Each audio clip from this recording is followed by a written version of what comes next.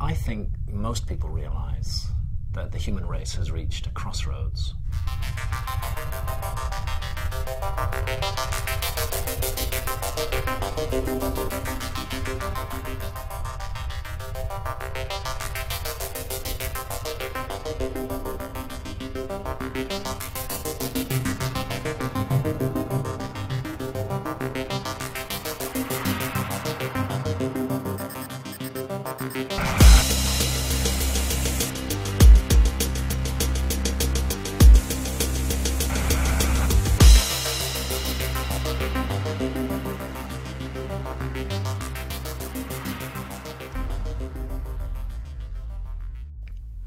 Our culture and the values that drive our culture need to change.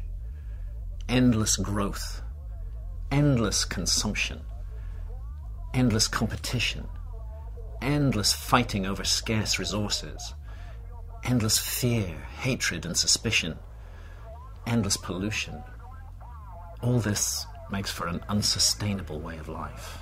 Our home, the biosphere, may seem big and strong, but it's not infinitely big and strong.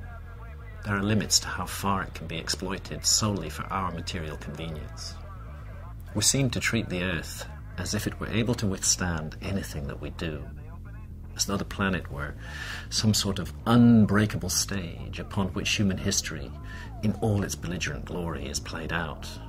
But cracks, ecological crises, economic crises, political crises are appearing on that stage. This is not new. In past times, other cultures have suffered at the hands of their own insensitive behavior. The ancient Nazca culture of Peru, for instance, the famous civilization of the Maya of Central America, the statue makers of Easter Island. There's growing evidence that these cultures suffered catastrophic collapse at the hands of self-inflicted environmental degradation. We may think that we can live and do exactly as we please, but really, it's Mother Nature who calls the shots.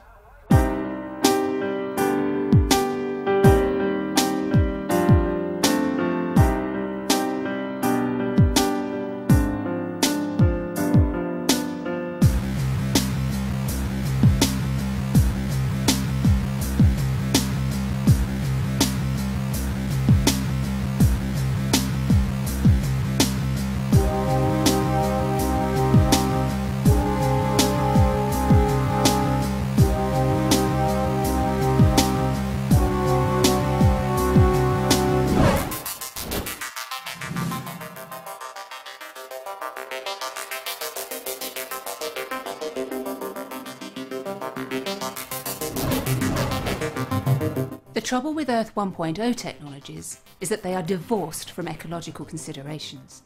In other words, Earth 1.0 technologies do not behave in ways that are environmentally sensitive. In fact, these technologies are completely alien to the rest of the biospherical system in which they exist.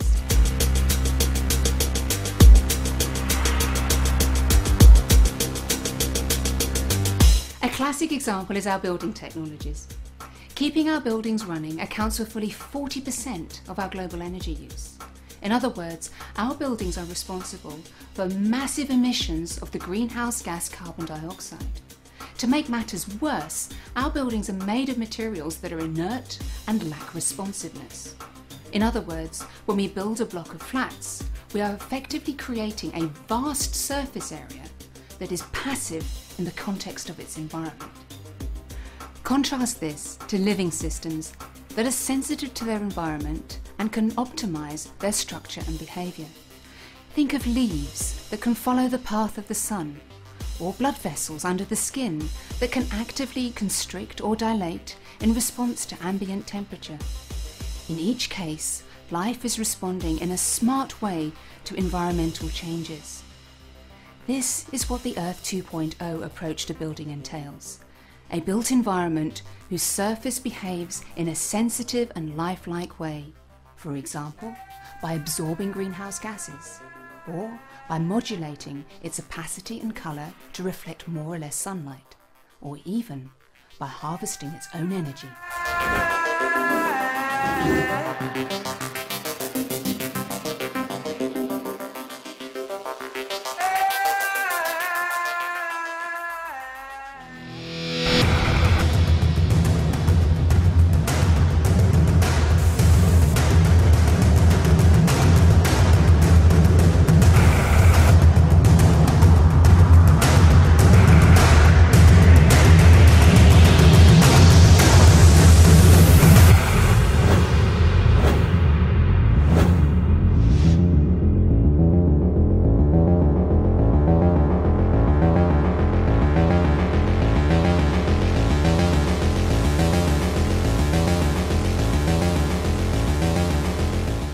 For millennia, human civilization has been affected by changing climate conditions.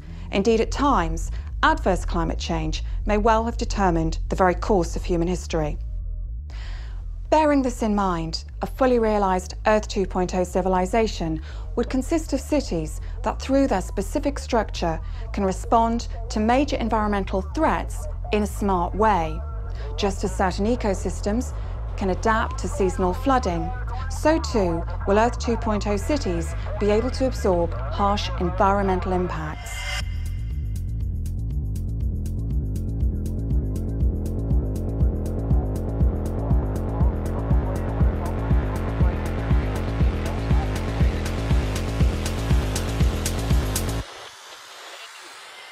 By necessity, this involves a built environment with resilient lifelike features, such as metabolic building surfaces, buildings able to generate their own energy, buildings able to self-repair, even vertical gardens that will bring agriculture right to the very heart of the metropolis, while also serving to support biodiversity. This is what we can expect to see as the operating principles of Earth 2.0 find expression in our cities.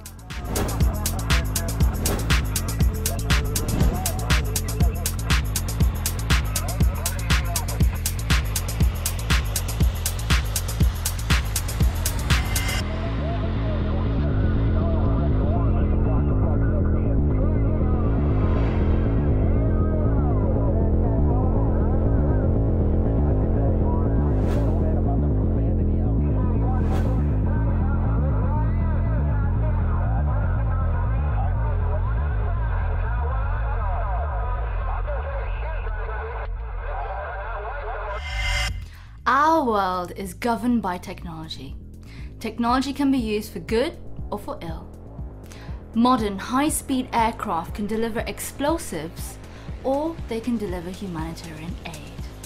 Drought-resistant, genetically modified crops can feed people, or, if made sterile, for yearly replacement, they can enslave people to the company that makes them. What ultimately runs our technology is our value system. One set of values will use technology to exploit both people and planet alike. Another set of values will use technology to boost our collective well-being. Earth 2.0 champions the global application of eco-friendly, human-friendly technology. As we all live together under one biospherical roof, no one should be excluded.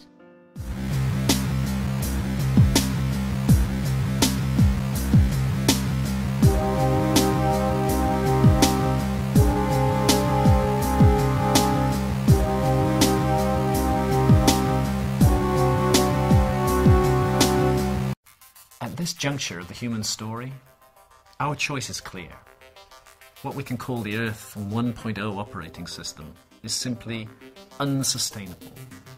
We need urgently to upgrade to a sustainable Earth 2.0 operating system. As people everywhere wake up to the bigger picture and see the need for a radical shift in cultural behaviour, the human race will become like the prodigal son or the prodigal species. Nature is calling us back to the fold. The biosphere around us is not some incidental backdrop.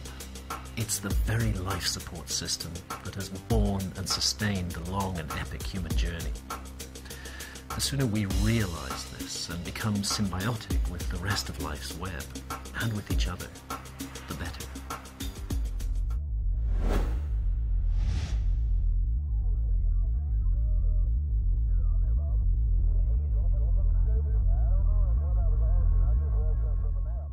Like ecosystems, individuals, organisations and countries can evolve and adapt for mutual benefit and collective good. The same is true of the business sector. Indeed, as paradoxical as it may seem, businesses are one of the most powerful platforms that humanity has to utilise for positive change in the face of a biosphere that is in turmoil. If, that is, of course, businesses can rapidly evolve and adapt to the overall needs of the biosphere. Yeah, I got it open. Yeah, they open it?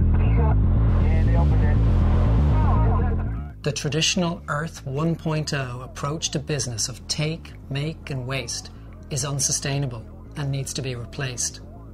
Consequently, innovation and collaboration need to be unleashed like never before to deliver a sustainable tomorrow. Businesses must leave behind the insular models of the past and instead adopt an ecosystems approach to growth. Those who do will benefit most from the opportunities inherent in a finite, interconnected biosphere. One of the most important assets that businesses have at their disposal is the power of their brands. For brands, traditionally, opaqueness has reigned supreme. Yet, an important feature of our evolutionary story to date has been a simple understanding of cause and effect which has been enabled by transparency. Transparency is not just a feature of our evolutionary tale, it is also a vital ingredient for an evolving, self-actualizing ecosystem. If businesses are to realise their potential as catalysts for positive change, then transparency must once again be put back into the way a brand operates at corporate, employee and consumer level. Consumers must see in terms of true biospherical cost what they are buying into, which means that under the Earth 2.0 operating system, it will be the greenest, most philanthropic brands, those most sensitive, most generous to the needs of their overall environment that will thrive.